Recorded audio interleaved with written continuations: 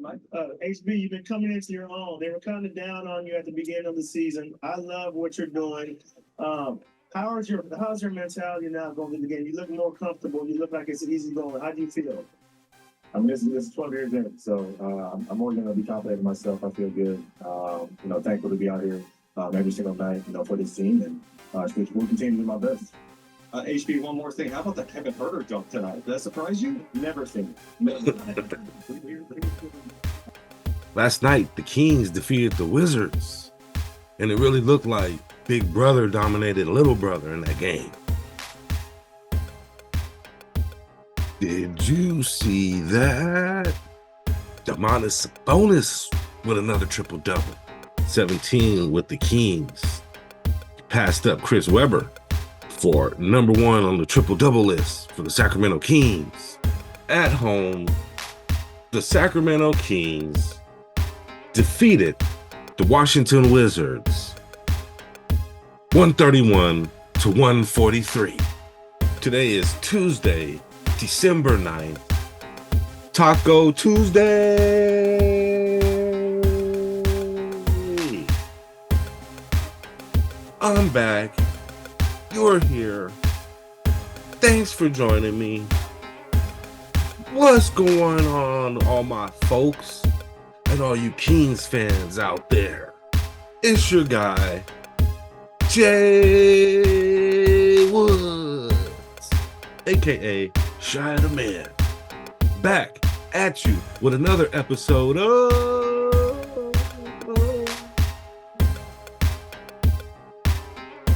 the Kings Morning After Midday Cup of Joe with Jay.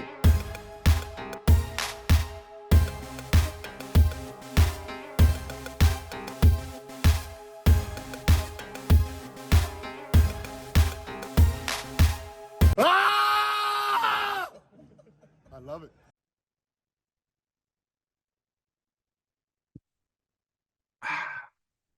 Joe's good today.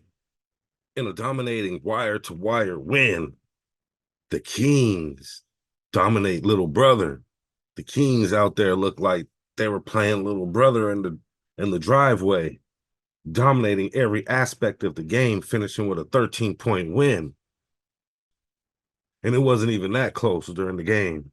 We got De'Aaron Fox slashing to the hole, making circus layups.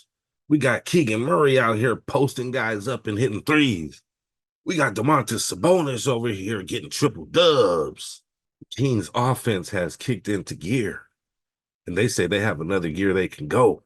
They're holding down home court, handling business at home, like Harrison Barnes said, and I think they're showing the West how good we really are. Playing team? No. And that's my cup of Joe, black. 1 creamer, no sugar.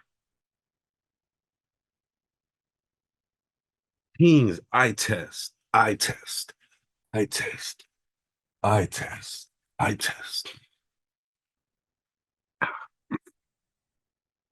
eye test for the day, man. Just watching these dudes, the chemistry is there. Kings chemistry is there. The offense is looking real cohesive. Guys are passing. Domantas Sabonis getting triple doubles. We got Kevin Herter getting dunks on fast breaks at home. We got Harrison Barnes out there scoring again. Keegan Murray is firing on all cylinders after his back injury. I mean, these guys are just, what more can I say? Scoring 143 at home, doing what they're supposed to be doing. Like Mike Brown said, handling business. Let's check out some stats for the game. The Wizards had guys scoring. They had Jordan Poole had 28 on the night in 29 minutes, no rebounds. Kyle Kuzma had 27 points, 8 rebounds on the night.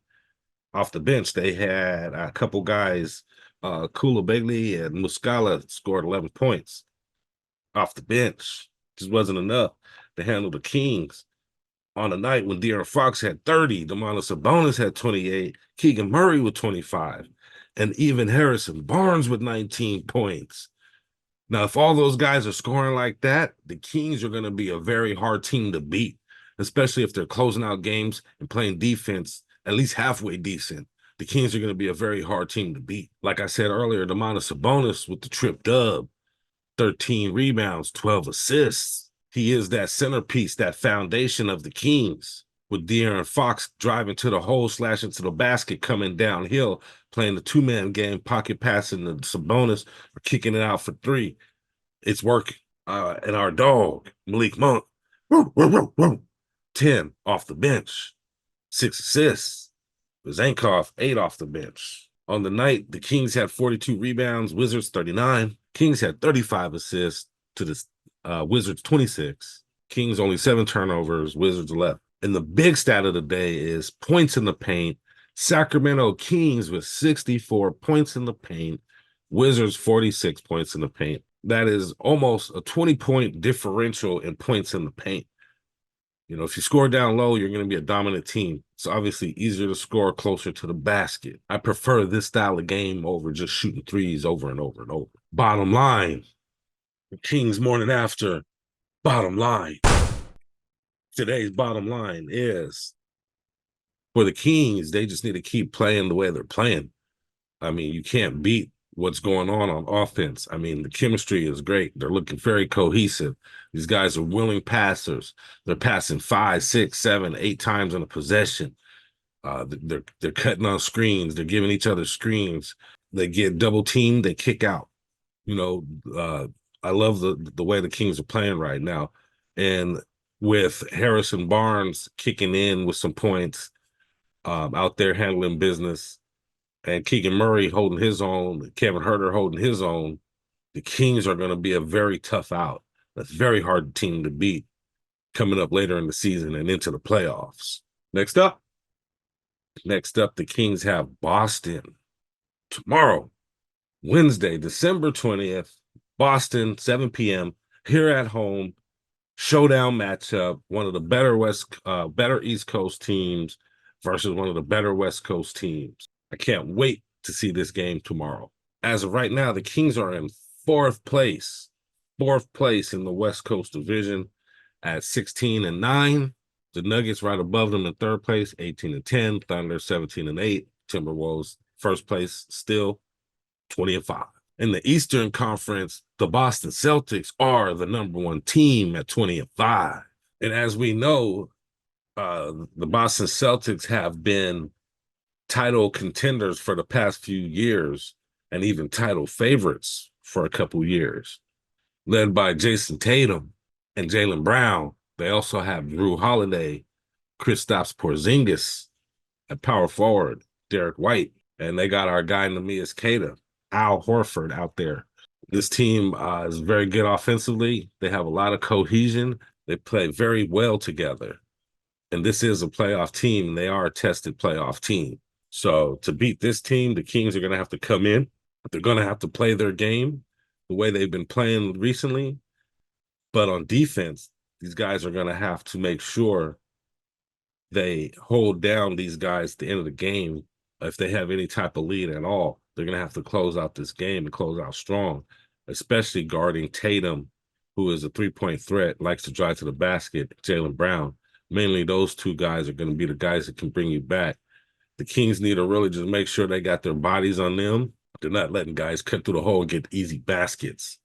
If the Kings can keep up the scoring with the Celtics, play some good defense in the end, and hold down Tatum and Brown to where they're not going crazy on us, the Kings can beat the Boston Celtics. Betting line, let's check the betting line real quick. So last night I placed a couple wagers. They both lost. The Kings were supposed to win by at least 14. I knew that was going to be a hard line to beat. They ended up winning by 12. They were over 14, and then they put the second lineup in. The second lineup went all the way down to like 12 points. I was like, oh, come on, guys.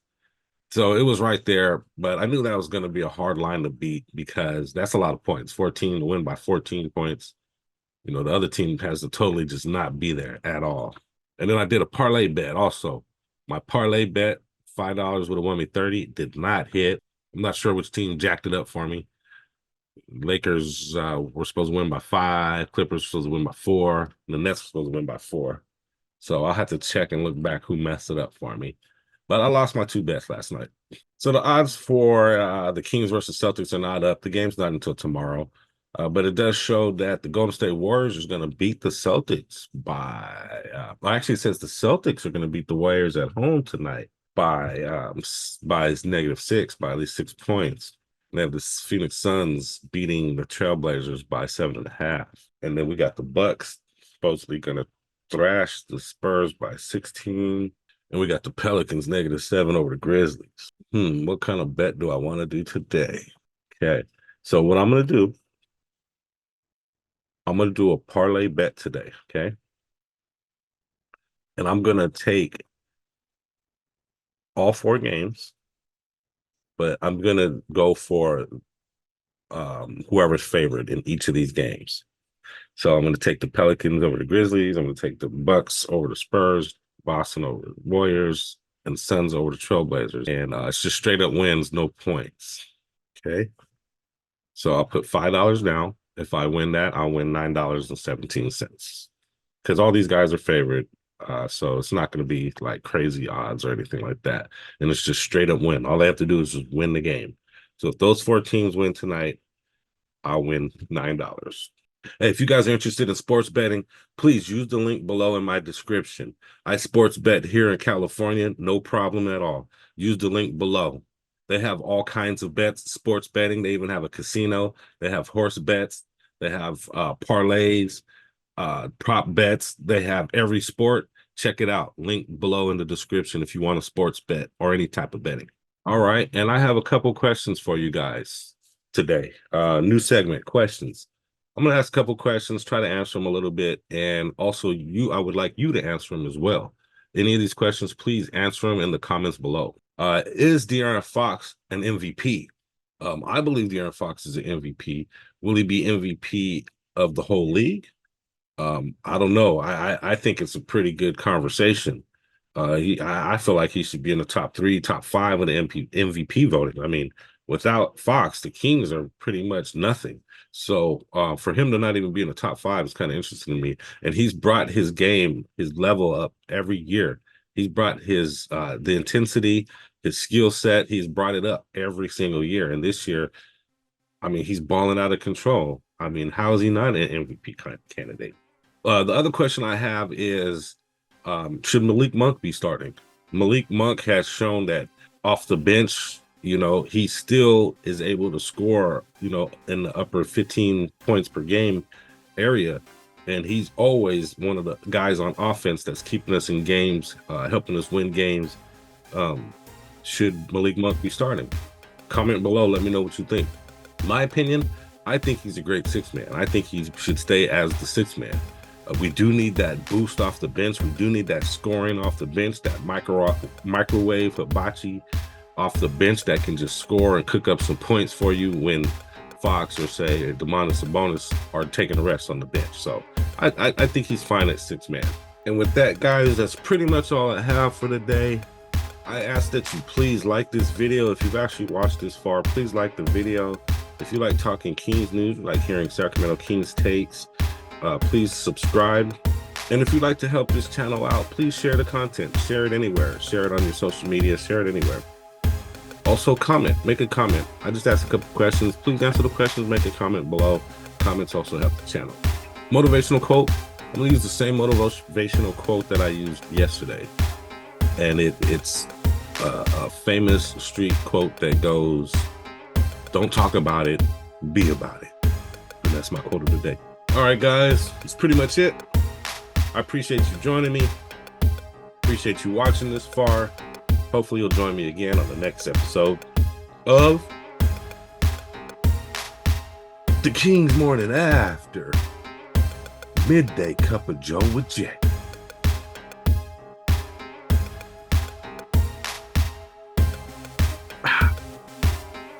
Big cup of Joe there. Hey, watch this move.